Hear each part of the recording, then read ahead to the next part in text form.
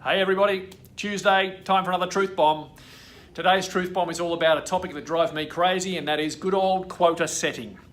Having been a salesperson and a sales leader throughout 30 years, I've constantly had to argue about the illogical or irrational number that you're given at the start of every year. That is your revenue quota. So today's Truth Bomb, we're going to talk about that, and I'm going to give you an example of how I use a simple method to work out sales capacity to then drive discussions, or in fact, in some cases, arguments about what the quota should or shouldn't be. Let's be clear, a couple of things. First and foremost, 67%, according to Harvard Business Review, of the world's B2B salespeople are now failing to meet or exceed quota.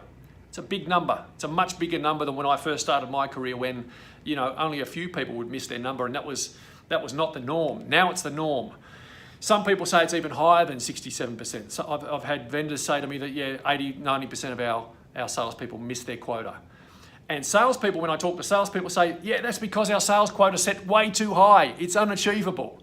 And quite often that's right. Sometimes the quota is just an arbitrary number that's set by an accountant or a CEO who says, let's take the number that we did last year and put a stretch target on that of 10%, and that'll be the quota. So, poor old sales director, I've been in this position myself, gets given a number and they're told, you've got X amount of resources to use this year, here's your revenue number, go and distribute that number amongst your team, don't miss your number. No input into how that number's devised or how that number's calculated, just here's your number. So, sales leader, Mr. or Mrs. Sales Leader goes to the team and says, okay, Graham, you're in territory A, here's your quota. Sharp intake of breath, every time. Quotas are never lower than you think, they're always higher, and in some cases rightly so. You need a stretch target, that's okay. But salesperson then recoils and says, oh my God, that's unachievable, I can't possibly get that quota. So that argument happens, and it's in many cases it destroys culture, it destroys relationships, it's frustrating for salespeople and sales leaders in general.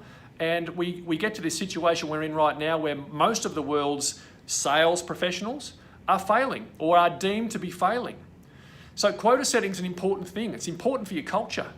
If you get too many salespeople missing quota, too many people failing, if you have too many people frustrated and annoyed about their quota because they're failing, not earning the money they expected, well, that destroys culture, and that's the end of your business. So let me give you a quick example of what I call sales capacity planning. I'm going to talk very quickly about a little example or little exercise that I use to try and work out what's realistic and what's not. Humour me here, bear with me. Some very general sort of concepts here. I'm not going to dive down into too much detail. I've broken the year up according to 4 quarters, Q1, Q2, Q3, Q4. And I'm going to look at a couple of key metrics as a sales director or a sales leader that you should know. One of them is average sales cycle time.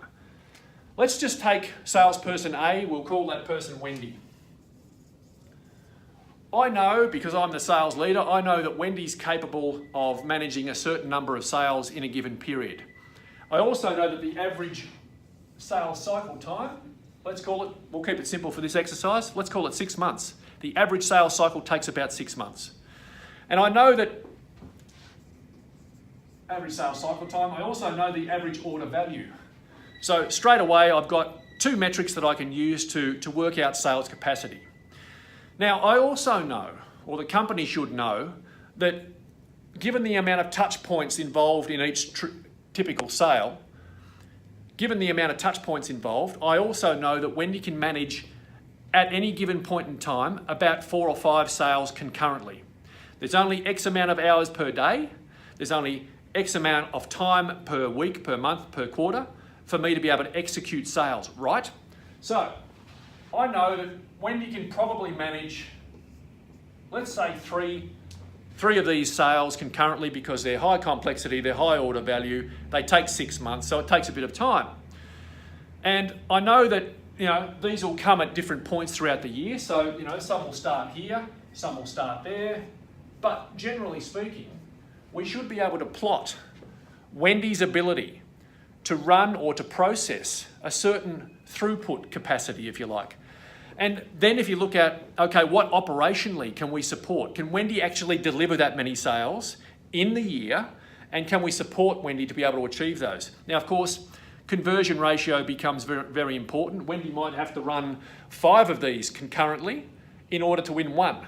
So then you can start to look at, all right, well, what's the amount of time that's taken, sales capacity, what's the average order value, what's the average sales cycle time, and then I can finally get to the end of the year and I can start to put a rough rule of thumb or a number around what's realistic, what can Wendy actually achieve. That's what I call sales capacity planning. And then you can do that, of course, for all your other salespeople. There goes the pen. You can do that for your other salespeople and then extrapolate that out until you get to a point where you can say, realistically, high level, we know our average sales cycle time and our average order value per product stream, per person, that equals this amount of throughput capacity at the end of the year. When you start to look at your forward planning or your quota setting or any of your forecasting in this term and be realistic about it, then you can start to get a really clear idea of what's actually possible. This is an important thing that most people just don't do. And you should be doing it. You should understand the touch points and the hours involved in every sales deal. This is data-driven decision making. It's removing that big pain point that is unrealistic quotas. That's today's truth bomb. I've rattled on long enough, but I think you should use this. If you're not already using something like this, you should use this as an idea of working out what is my sales capacity. That then, if you think about it logically, the extension here is that leads to, am I covering my model, my market well enough? Is my coverage model right? Is my engagement model right? That kind of analysis as a sales director is now table stakes. Get that right and you'll be on your way to success. That's today's truth bomb. Until next Tuesday, have a great week. Talk to you then. Bye for now.